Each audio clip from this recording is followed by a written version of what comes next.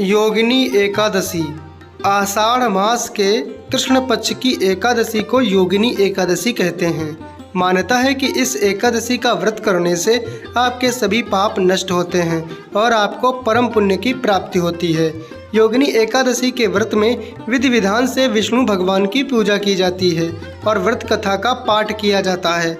माना जाता है कि इस कथा का पाठ करने के बाद ही योगिनी एकादशी का व्रत पूर्ण माना जाता है।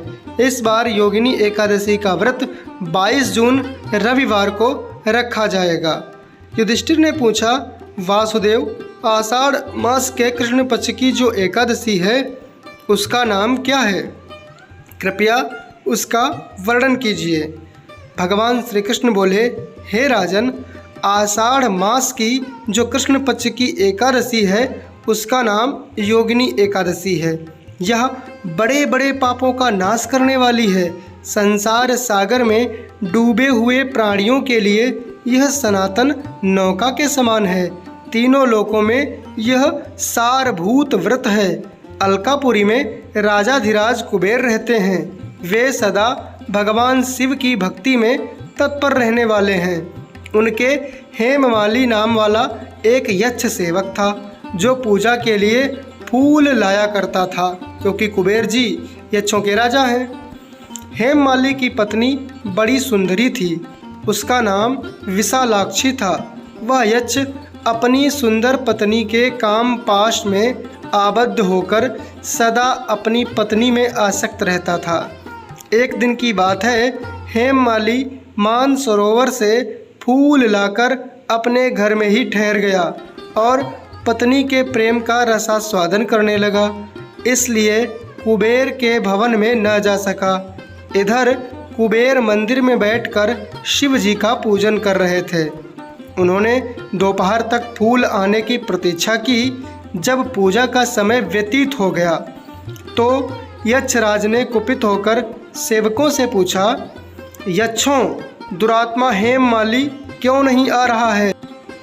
इस बात का पता तो लगाओ। यक्ष ने कहा, राजन, वह तो पत्नी की कामना में आसक्त हो अपनी इच्छा के अनुसार घर में ही रमण कर रहा है। मित्रों, आगे बढ़ने से पहले चैनल को सब्सक्राइब करके बेल आइकन को प्रेस कर दें ताकि इस तरह की वीडियोस आपको सही समय पर मिलती रहें। कुबेर ने तुरंत ही अपने सेवकों को भेजकर उस हेममाली को अपने समक्ष बुलाया। हेममाली भय से आकुल होकर तुरंत ही कुबेर महाराज के सामने उपस्थित हो गया। उसे देखकर कुबेर की आंखें क्रोध से लाल हो गईं। वे बोले, ओ पापी, ओ दुष्ट, ओ दुराचारी, तूने भगवान की अवहेलना की है, अतः कोढ़ से युक्त और अपनी उस प्रियतमा से वियुक्त होकर इस स्थान से भ्रष्ट होकर अन्यत्र चला जा।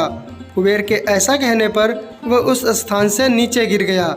उस समय उसके हृदय में महान दुख हो रहा था।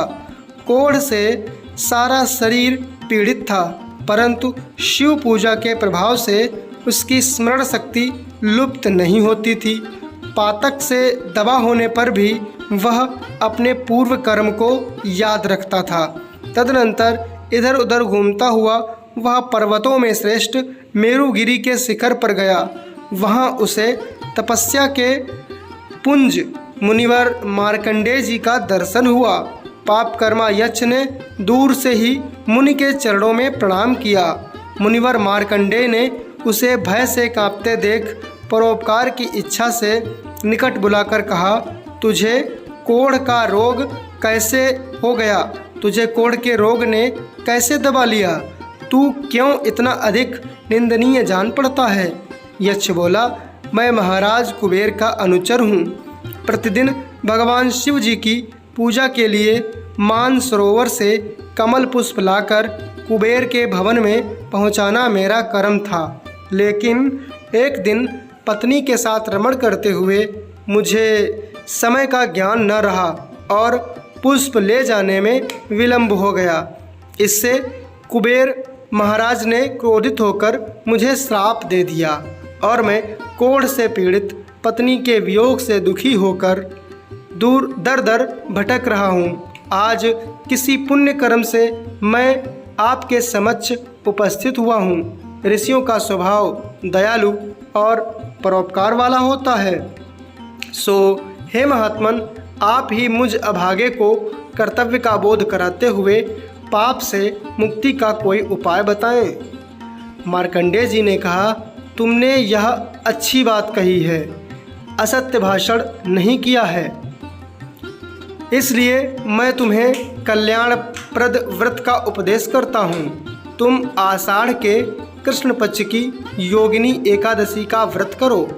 इस व्रत के पुण्य से तुम्हारी कोढ़ निश्चय ही दूर हो जाएगी।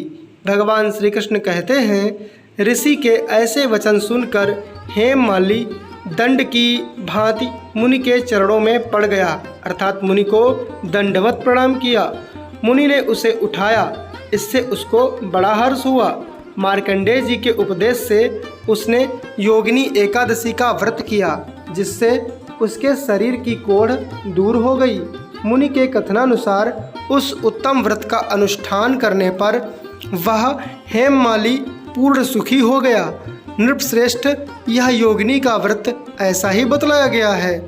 जो 88,000 ब्राह्मणों को भोजन कराता है, उसके समान ही फल उस मनुष्य को भी मिलता है जो योगिनी एकादशी का व्रत करता है। योगिनी महान पापों को शांत करने वाली और महान पुण्य फल देने वाली है। इसके पढ़ने और सुनने से मनुष्य सब पापों से मुक्त हो जाता है।